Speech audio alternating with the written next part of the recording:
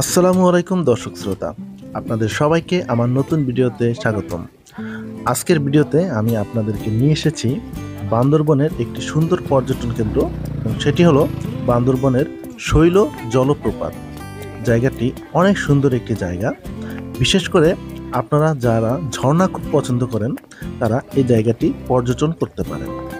বর্ষার মৌসুমে যারা পর্যটন করে থাকেন তারা অবশ্যই এই শৈলপ্রপাতটি একবার হলেও দেখতে আসবেন।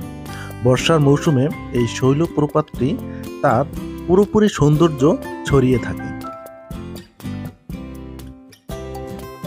আপনারা যারা বান্দরবনে আসতে চান এবং কিভাবে আসবেন সেই বিষয়ে জানতে চান, আপনারা অবশ্যই আমার চ্যানেলটি সাবস্ক্রাইব করে রাখবেন এবং আমার চ্যানেলে দেয়া বিভিন্ন পর্যটন ভিডিওগুলো থেকে আপনারা একটি ধারণা পেয়ে যাবেন। আমি এখন যে জায়গাটিতে দাঁড়িয়ে আছি এটা থেকে নিচের দিকে যে জায়গাটি, ওটি হলো মূলত ঝর্ণা প্রবাহিত হওয়ার জায়গা, এবং এই জায়গাটি থেকে এটি উপভোগ করা হয়ে থাকে। যেহেতু এখন শীতের মৌসুম, তাই পানি অনেকটাই কম, তাই আমাদেরকে নিচে নামতে হবে। আপনারা যদি ঝর্ণার যে আসল সৌন্দর্য সেটা উপভোগ করতে চান তাহলে আপনারা অবশ্যই বর্ষার মৌসুমে এই পর্যটন কেন্দ্রটি ঘুরে দেখতে পারেন। আমরা এখন সিঁড়ি বেয়ে নিচের দিকে চলে যাব, এবং নিচের দিকেই দেখা যাচ্ছে পাথর, এবং পাথরের উপর দিয়ে হালকা পানি বয়ে যাচ্ছে। শীতের মৌসুম, তাই পাথরের ভিতর থেকে অল্প পরিমাণে ঝর্ণার পানি বের হচ্ছে। এবং এখানে পর্যটনদের কিছু সৌন্দর্য দৃষ্টিনন্দন জায়গা পরিস্থিতি করার জন্য এখানে অনেকগুলো কনস্ট্রাকশন কাজ চলতেছে।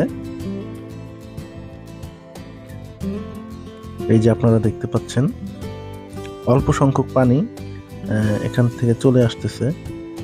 মূলত এখানের যে আদিবাসী তারা সবাই এই ঝর্ণার পানি থেকেই তাদের গোসল, খাবার পানি এবং রান্নার পানি সংগ্রহ করে থাকে।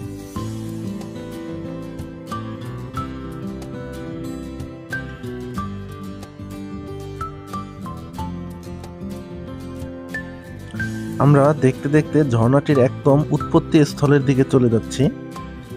মূলত এটা দুই দিকে পাহাড়, এবং পাহাড়ের মাঝখান দিয়ে এই ঝর্ণাটি বয়ে চলে গেছে।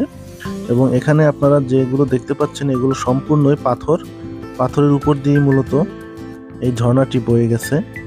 এটা অনেক দূর পর্যন্ত জায়গা, জানি না কত দূর যেতে পারবো, চেষ্টা করব আপনাদেরকে পুরোপুরিটা দেখানোর জন্য।